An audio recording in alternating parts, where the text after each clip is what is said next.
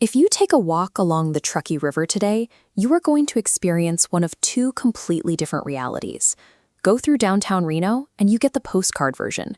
You'll see kayakers, cafe patios, and buffered green spaces built by a city that finally figured out how to use its waterfront. But walk that exact same river path eastward through Sparks, and the trees disappear.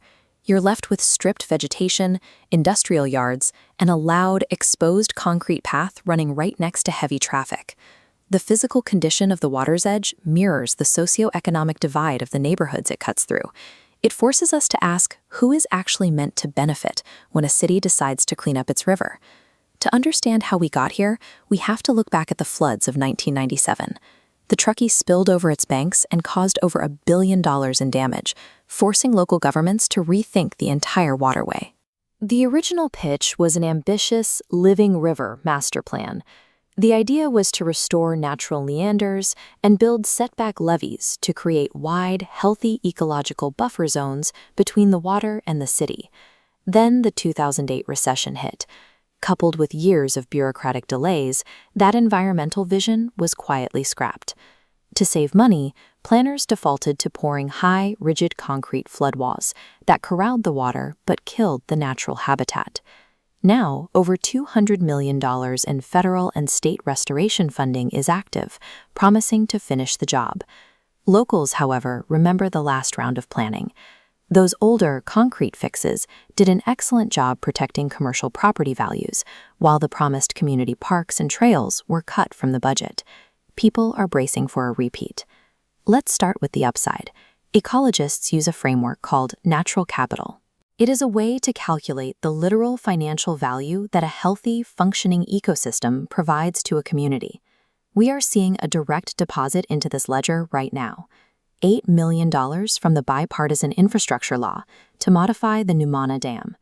This modification allows up to 600,000 cooey suckerfish and Lahontan cutthroat trout to safely bypass the dam every single year to spawn. That bypass is an ecological win, but it is also a profound cultural repair.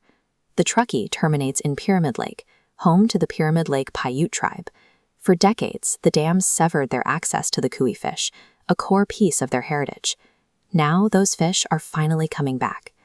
On a macro level, green infrastructure undeniably deposits ecological, cultural, and recreational value back into the region.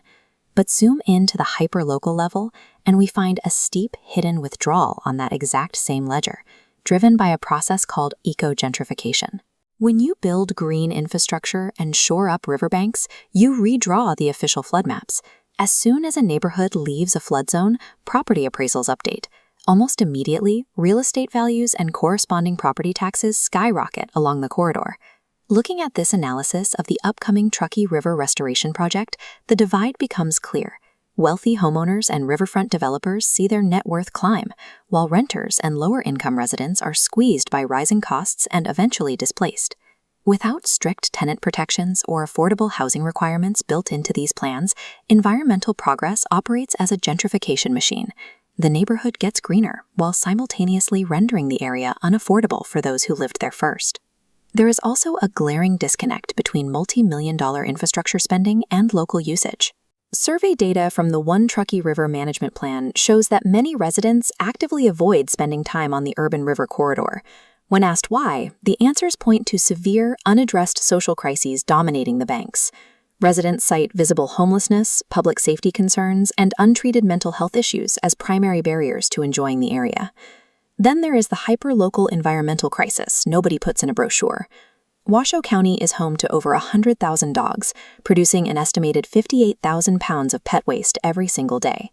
Because much of that waste is left uncollected on streets and lawns, it flows rapidly down community storm drains during the rain, directly fueling a major E. coli problem in the river.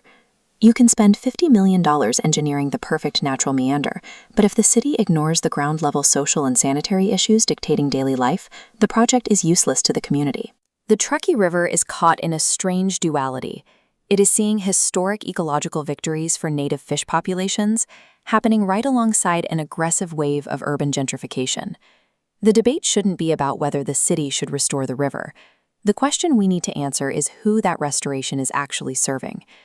True community restoration means protecting the vulnerable people currently living on the banks, rather than just designing a concrete system to shield commercial property values. If you're living in Reno or Sparks, we want to hear from you.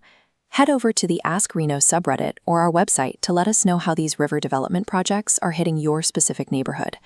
The future of the river must be shaped by the people who live along its banks, rather than the developers building on top of them. Thanks for watching.